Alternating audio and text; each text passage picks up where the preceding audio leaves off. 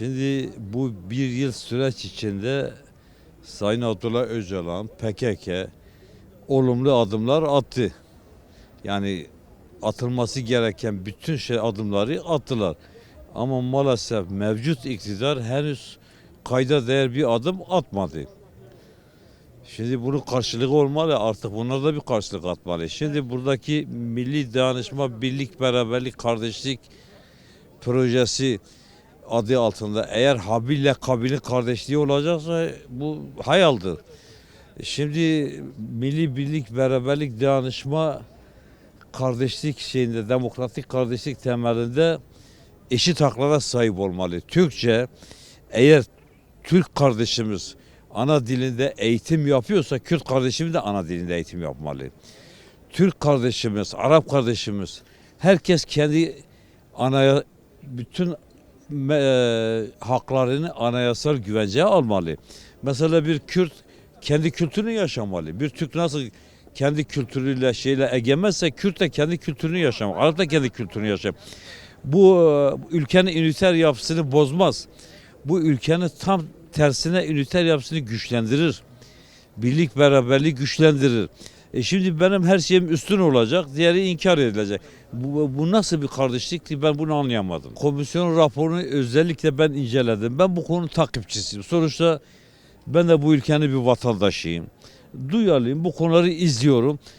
Kürtlerle ilgili herhangi ufak bir şey çıkmadı. Bu üzüntü verici bir şey. Yani en ufak bir şeyler rastlamadık.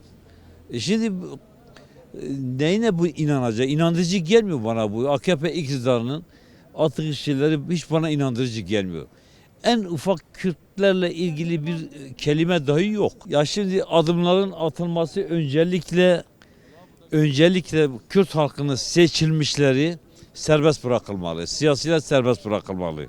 Öncelikli adım bu. Sayın Öcalan'dan tutun Sayın Selahattin Demirtaş'a siyasi nedenlerden zindanlardan bulunan bütün siyasi tutsakla serbest bırakılmalı. Öncelikli adım bu. İkinci adım az evvel belirttiğim gibi bütün haklar anayasal eşitlik temelinde uygulanmalı. Anayasal güvenceye alınmalı. Kardeşlik bu şekilde yürüyor. Yoksa az evvel yine belirttiğim gibi Habil'le Kabil'in kardeşliği gibi. Zaten bak çıkar söz konusu olunca ne yaptı? Kardeş öldürdü.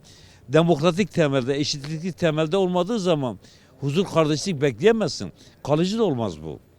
Yani bugün Avrupa'da insan hakları neler varsa Kürtler de bunlara en basiti bugün bir Ahmet Spor. Bütün Türkiye'ye dert olmuş ya. Öyle bir şey var mı? En basiti fazla ileri gitmeyelim. Bak Kürtlerin parmağını soktu her işte adamlar bir engel çıkarıyorlar. En basit önce bunun bir önünü açsınlar. Gençlerin bir önünü açsınlar. Bugün Van'da iş imkanları ne var? En basit Van'da bir tane fabrika açsınlar. Bir tane genç boş kalmaz. Şimdi nasıl anlatayım bilemiyorum. Çünkü eğer bir barış olacaksa, eğer bir kardeşlik olacaksa bunun iki taraflı olması lazım. Tek taraflı hiçbir şey yürüyemiyor. Yani karşı tarafa bakıyoruz. Birçok adım atıldı. Kendini feshettiler. PKK. Ama devlet tarafında herhangi bir gelişme yok. Herhangi bir ilerleme yok. Barış kardeşlik diyorlar. Ortada bir şey yok. Her nedense bütün dünya milletlerine bakarsanız hiçbir halk Kürtler kadar Türkiye'ye sadık bir millet bulamazsınız. Yani canımızı, malımızı Türkiye için veriyoruz. Ama dünyanın düşmanlığını Türkiye Kürtlere yapıyor. Ve kardeşiz diyorlar. Bu benim kardeşlikte anlamıyorum. Kardeşliğin gerekleri vardır. Kardeşliğin hukukları vardır. Böyle kardeşlik olmaz olsun. Zaten komisyon raporuna bakarsanız hiçbir şey yok Kürtlere yönelik. Kürtlerin statüsü, Kürt dili konusunda, Kürtçe eğitim konusunda hiçbir şey yok. Kabul edilecek bir rapor değildir. Umarım yasa değişikliği yapınca bunu eksiklikler göz önünde bulundurulur. Öncelikle inkar yasasının değişmesi lazım. Kürtlere yönelik inkarın bitmesi lazım. Kardeşlik kurulursa hukuki bir kardeşlik olması lazım. Hukuki adımların atılması lazım. Kürt realitesinin gerçekten tanınması lazım. Tam somut adım yok. Selahattin Demirtaş, Figen Yüksekdağ, Can Atalay, bir sürü insan şu anda cezaevinde. Belediyede kayyum var. Kayyumları somut adım değil mi? Bir sürü siyasi tutuklu var. Kimse konuşamıyor kendi ana dilini. Bir yorum yaptığı zaman cezaevinde. Madem ki o kadar ciddiyse bunların hani nerede? Hiçbir somut adım yok. Hangi adım şu anda en büyük siyasi tutkular hep serbest bırakılması lazım. Yani suçu yok Selahattin Demirtaş. Avrupa İnsan Hakları kaç kere Türkiye'yi para cezasına çarptırdı. Mahkum yok işte. Can Atalay bir suçu yok. Figen Yüksekdağ'ın suçu yok. Kayyumlar boşu boşuna. Sadece kendi yandaşlarına çalışıyor yani. Bugün Esenyurt Belediye Başkanı hala kayyum. Mardin, Van, bir sürü belediye başkanları kayyum. Hakkari.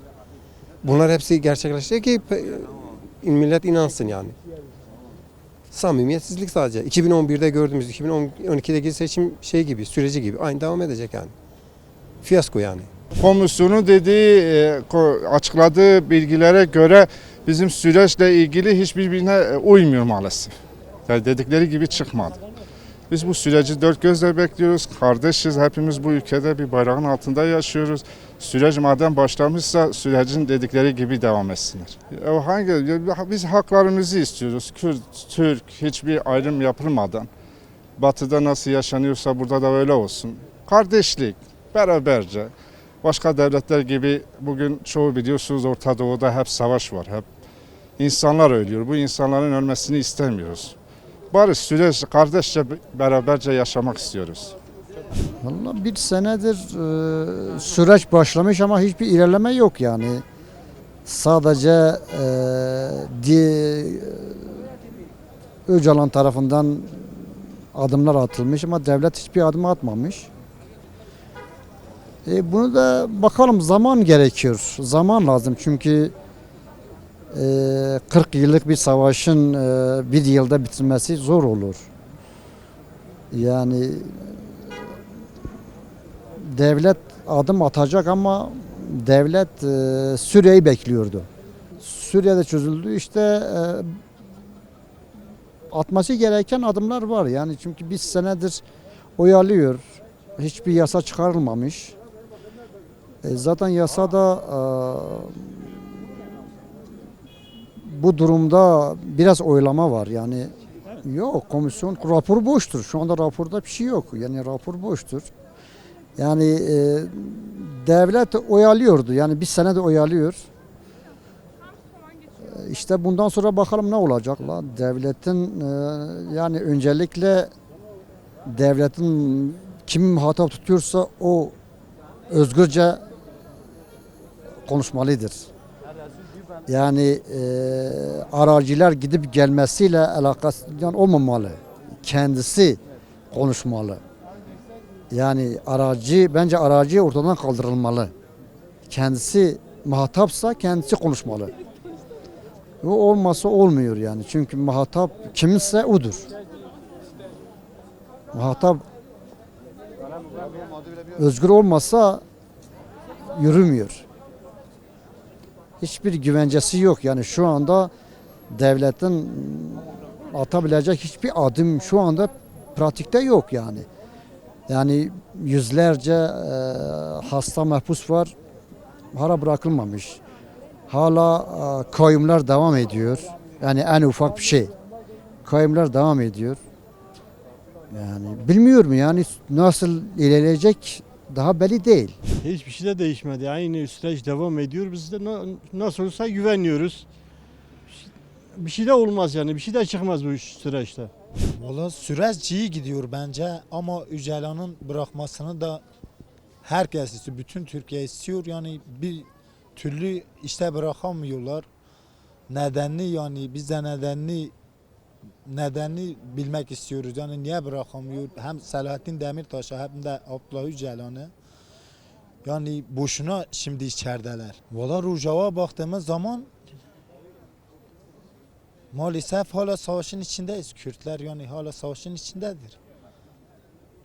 Yani uygun görmüyoruz yani bir adım atmaları gerekiyor. Ya Kürt meselesi yani değil Türkiye'de yani bütün ülkelerde yani Kürt yani Kürdistan devleti kurulması gerekiyor. Yani bütün devletler bir adım atmalı. Yani beklentimiz odur.